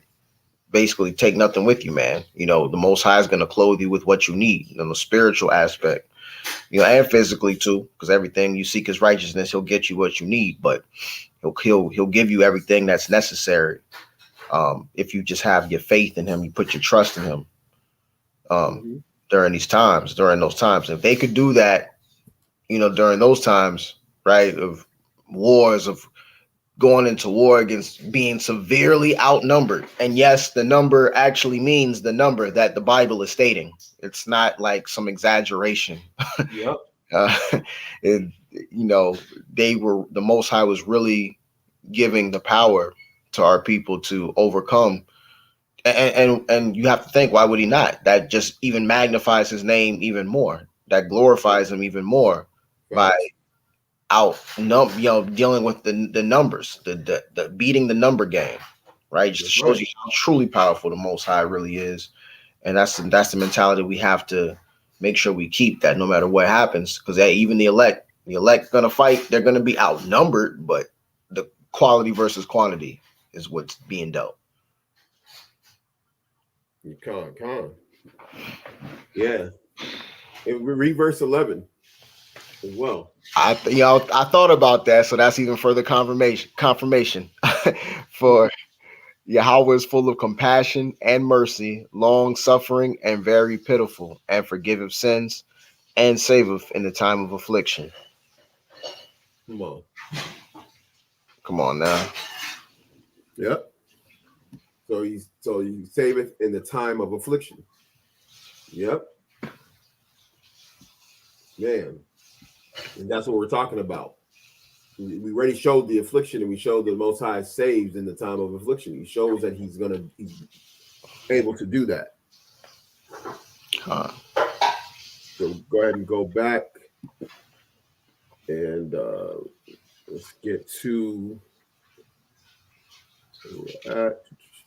verse 35. So this is where I showed before. So verse 35. Now when L.I.T.T.Y saw his army put to flight, and the manliness of the Judas soldiers, and how they were ready either to live or die valiantly, he went into Antiochus and gathered together a company of strangers, and having made his army greater than it was before. So he made it greater than the 65,000 he already had. Now he lost 5,000 though. He proposed to come again into Judea. Then said Judas and his brethren, behold, our enemies are discomfited. Let us go up to cleanse and dedicate the sanctuary. Upon this, all the host assembled themselves together and went up unto Mount Zion. And when they saw the sanctuary desolate, and the altar profaned, and the gates burned up, and the shrubs growing on the courts as a forest, or in the one of the mountains, yea, and the priest's chambers pulled down, they rent their clothes and made great lamentation, and cast ashes upon their heads, and fell down flat to the ground upon their faces, and blew an alarm with the trumpets, and cried toward heaven. Then Judas appointed certain men to fight against those that were in the fortress until he had cleansed the sanctuary. So he chose priests of blameless conversation, such as had pleasure in the law. So what Judas did, there was a fortress that we had talked about earlier that was over there by the temple. He had sent men to go and basically kill those men and then cleanse the sanctuary. And then he chose priests. He chose Levites that were blameless in conversation, meaning their behavior was blameless. Okay, there wasn't a nigga with precepts. Okay, and had pleasure in the law. Okay, so he got the right kind of men to basically reset everything. Okay, who cleansed the sanctuary and bear out the defiled stones into the unclean place. And when, as they consulted what to do with the altar of burnt offerings, which was profaned, they thought it best to pull it down, lest it should be a reproach to them, because the heathen had defiled it. Wherefore they pulled it down. So what they did, they made sure to pull all that stuff down because of the fact that the heathen was dealing with that. Okay, so that way it wouldn't be a reproach to them. Say, hey, that's the same altar that they was offering them pigs on. You know what I mean? Yeah. That point's looked at as like just you can't get rid of the stench at that point. It's already defiled. The memory's just dead. Like you got to get rid of the stain. You got to start all over. Yeah, exactly. Verse 46, and laid up the stones of the mountains of the temple in a convenient place, until there should come a prophet to show what should be done with them. Then they took whole stones according to the law and built a new altar according to the former. So they had to build up a new altar. So what they did was they waited, until there shall come a prophet to show what should be done with them. Okay. So he made sure we got to wait until a prophet comes up to show us what we need to do with this. Okay. Then they took whole stones according to the law and built a new altar according to the former, and made up the sanctuary and things that were within the temple, and hallowed the courts. And they made also new holy vessels, and into the temple they brought the candlestick and the altar of burnt offerings and of incense in the table. And upon that altar they burned incense, and the lamps that were upon the candlestick they lighted, that they might give light in the temple. Furthermore, they set the loaves upon the table, That's known as the showbread. So when we were in the first chapter of Maccabees 1:1, remember they took the showbread, the table of the showbread. Okay, that's what this talking about here. They spread out the veils. Remember they took the veils as well, the crowns and all that stuff, and finished all the works which they had begun to make. Now on the 5th and 20th day of the ninth month, which is called the month Kaslu, in the 148th year, they rose up the times in the morning and offered sacrifice according to the law upon the new altar for burnt offerings which they had made. So that's the reason why we start the Feast of Dedication on the 25th day of the ninth month. Okay? Because of this. This commemorates the rededication of the temple. That's what the Feast of Dedication is. The dedication of the temple. You have anything to say, Art?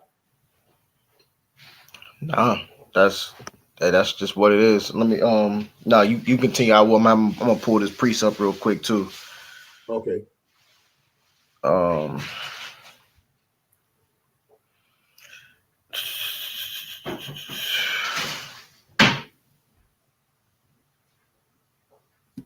this is let's see. Let's go to Matthew. Let's go to actually. Yeah, they were. I think I know where you want to go. You want to go to John chapter 10, I guess. Yeah, we go to John 10. Okay. Yeah. And then You got it right here. Yeah, go ahead. John chapter 10 and verse 22. Con. No. Huh?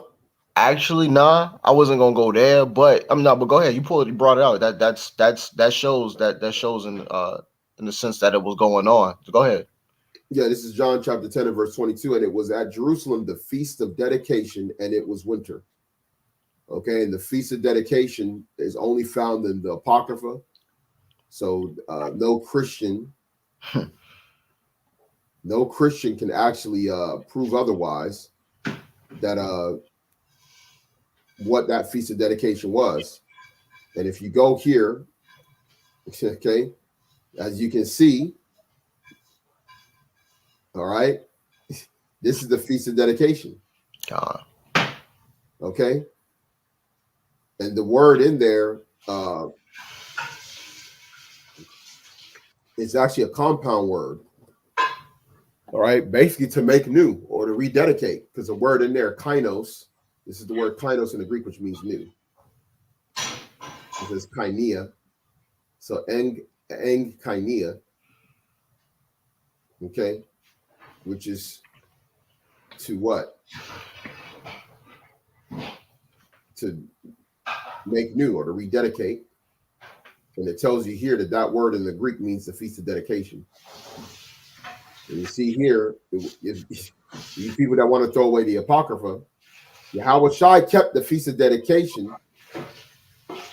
And the feast of dedication, according to the blue letter, we're in John chapter 10, verse 22. It says here, dedication or consecration. In particular, the annual feast celebrated 8 days, beginning in the 25th of Kislev, the middle of our December, which right now we're in the middle of December, right? Come on. This is when we're beginning it. This happens to fall on the 25 days after the 9th new moon. Instituted by Judas Maccabees in 164 BC in memory of the cleansing of the temple from the pollution of Antiochus Epiphanes. Come on, man. Okay? So why it's important to know your history?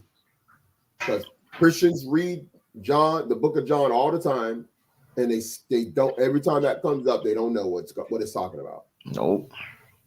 Okay? Can't find it anywhere else but in the Apocrypha, like you stated. Right. But that's why a Christian loses every time when you go there. Mm-hmm. So you had your precept? Yeah. Had another one to kind of even signify, because just when you put your Howard Shy lenses on, you know, when you go into the scripts and it's just always going into the temple, something's always going to be built up and it's going to be done again. It's a foreshadowing of your Howard Shy. We go to John 2 and 18. Con.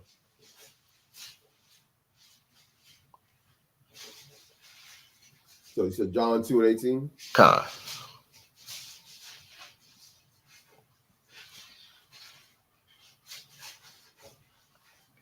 Said, then answered the Jews and said unto him, what sign showest thou unto us, seeing that thou doest these things? Yahushua answered and said unto them, destroy this temple, and in 3 days I will raise it up. Then said the Jews, 46 years was this temple in building, and wilt thou rear it up in 3 days? But he spake of the temple of his body. Con. Yep. Because ultimately, even though we do have a temple that the Most High had made under the time of Solomon, and then we had a new temple that was made after it was torn down by the Edomites when we went into captivity under Babylon, and then we were brought back during the time of Nehemiah and Ezra, and the temple was remade, and it took 46 years was this temple in building. Basically, it took a long time to get that temple to where it eventually was. But the temple that Yahweh Shah was referring to was his body. Like you said, showing of showing the just the rebirth, in a sense, as Yahweh Shai would do, right? Die, rise on the third day. Always showing the rebuild and the new, and those that would follow him. Just as that temple was rebuilt, he was, renewed. Temple was renewed, so was Yahweh Shai renewed, and those that will follow him under soon to come. Mm-hmm. Yeah, now look at here, this is very interesting. In this chapter 2, look at this first Passover, cleansing the temple. Come on. So Yahweh Shai was at that first Passover. So when you go into the the Gospel of John, you have Yahweh Shai coming on the scene, beginning his ministry. Then it's clearly like around spring, because you had the wedding in Cana, which usually weddings, even in the ancient world and just like it is today, are usually held in the spring or the summertime. So if you see here, you go down, the reason why he's at the temple is because the Passover was going on. So this is like literally not too long after the ministry just started. The Passover comes in, and when he's in Jerusalem, he goes to the temple, and what does he do? He basically chased out the changers and those that sold in the temple. He cleansed it. Okay. Which right before you said you went to verse 18, look what it says in 16. And he said unto them that sold doves, take these things hence, make not my father's house an house of merchandise. And his disciples remembered that it was written, the zeal of thine house hath eaten me up. And that's when you go into, the sign, which is said, destroy this temple and I'll raise it up in 3 days. So,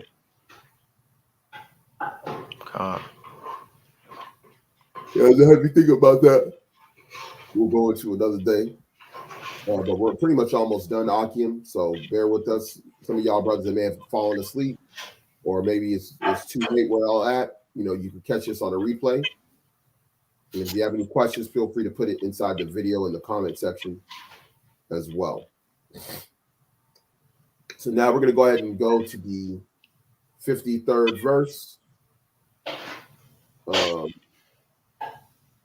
And offered sacrifice according to the law upon the new altar. This is First Maccabees chapter 4, by the way, verse 53. And offered sacrifice according to the law upon the new altar of the burnt offerings, which they had made. Look at what time and what day of the heathen had profaned it. Even in that was it dedicated with songs and cisterns and harps and cymbals. Then all the people fell upon their face, worshiping and praising the God of heaven, who had given them good success. And so they kept the dedication of the altar 8 days and offered burnt offerings with gladness and sacrificed the sacrifice of deliverance and praise. They decked also the forefront of the temple with crowns of gold and with shields, and the gates and the chambers they renewed and hanged doors upon them. Thus there very great gladness among the people, for that the reproach of the heathen was put away. Moreover, Judas and his brethren, with the whole congregation of Israel, ordained that the days of the dedication of the altar should be kept in their season from year to year by the space of 8 days, from the 25th day or the 25th day of the month Caslu, with mirth and gladness.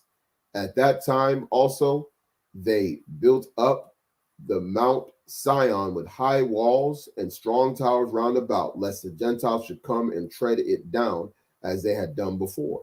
And they set there a garrison to keep it, and fortified but sure to preserve it, that the people might have a defense against Idumea.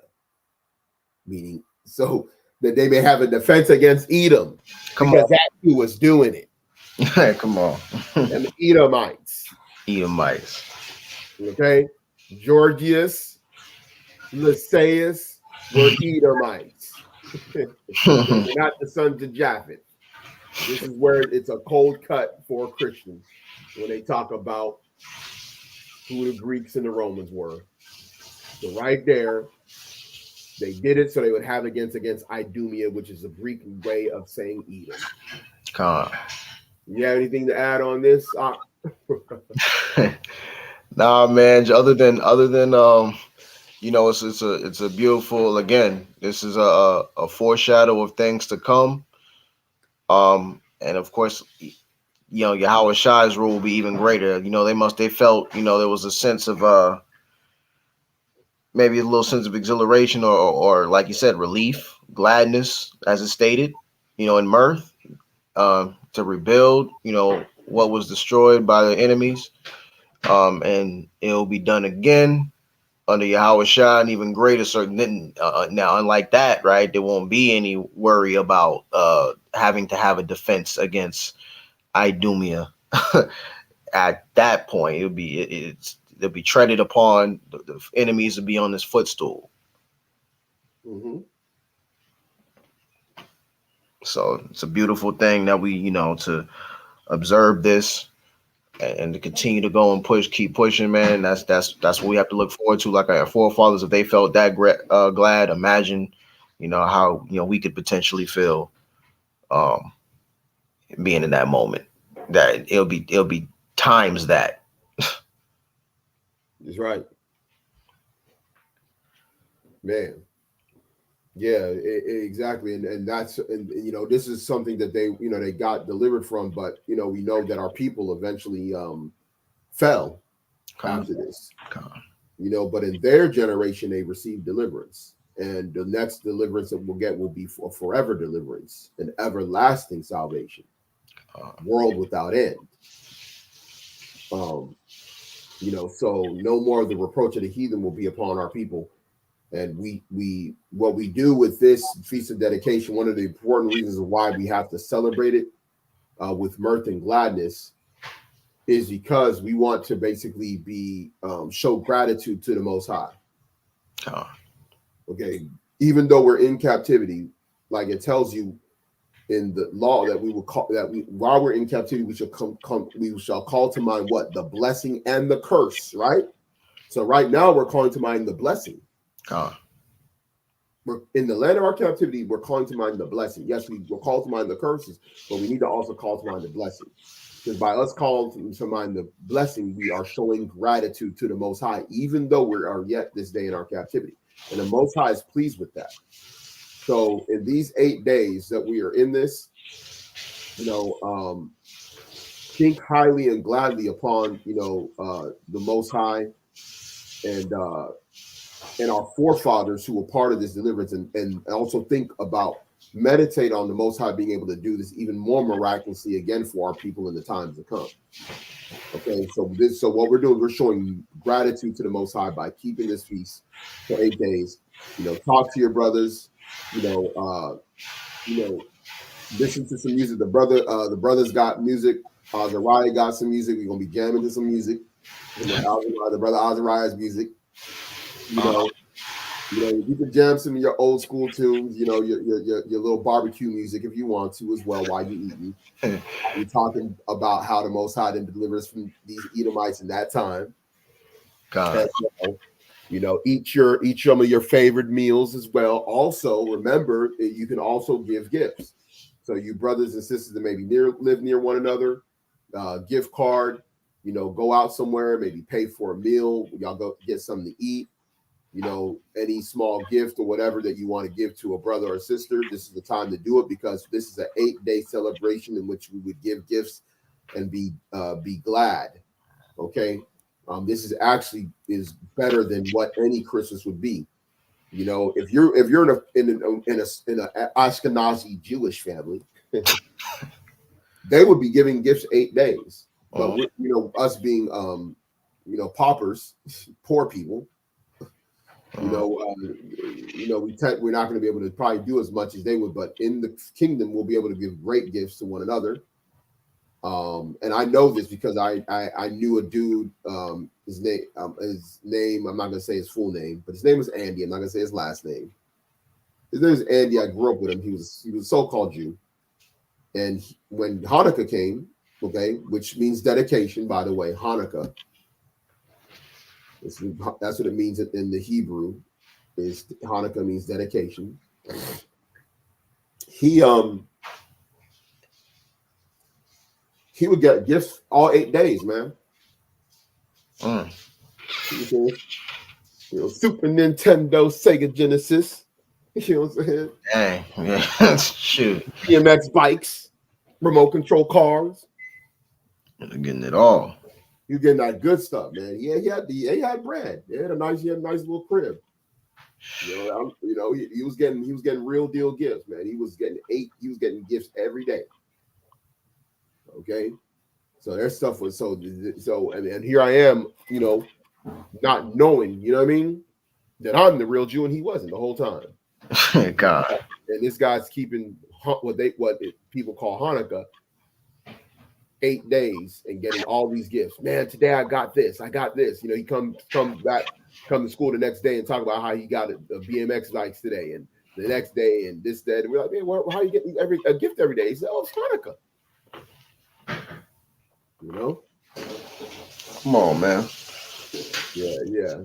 Just imagine if you would have heard you would have been in your customs arc and they would have came with that. Oh, bro, it would have been done because that was like around middle school when he did that. Man, yeah, he came from those people had bread, man, and there wasn't that many small hats over where we're at. Small hats tend to live like in the richer neighborhoods, and they send their kid to all the private school, but he was going to a public. Yeah. And, he was actually a pretty good athlete, though. I'm not gonna lie. Yeah, he was track and field, a sprinter. I think he ran like either the 200 or 400. He was pretty damn good too. I think he got a scholarship to some college, not like a big time, but I think he ended up getting like a track and field scholarship. Okay. He wanted to some school. Oh, okay. Yeah. Ain't gonna say his name because you might be able to look him up and some what is it called? Might be able to pull him on and some people can get carnal. I'm not saying y'all brothers, but on the replay, some Jake might, you know what I mean? God, like might Google him and be like, he got to be around 40 because the brother's 40. The brother's around 40 years old himself, and they started antagonizing him. We're trying to be at peace with all men. You know what I'm saying? We ain't trying to end up like Kanye. Right. We don't want to go DEFCON 3. And, you know what I'm saying? Come on. All right. So that should be it, man. You had anything else to say? No, man. Shalom.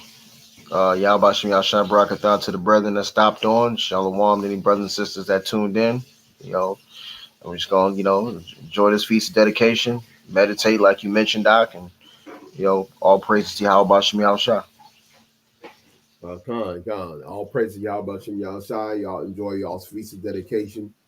And we'll probably maybe even do another one to close it out next week. So be on the lookout for that. But other than that, Shalom. Shalom.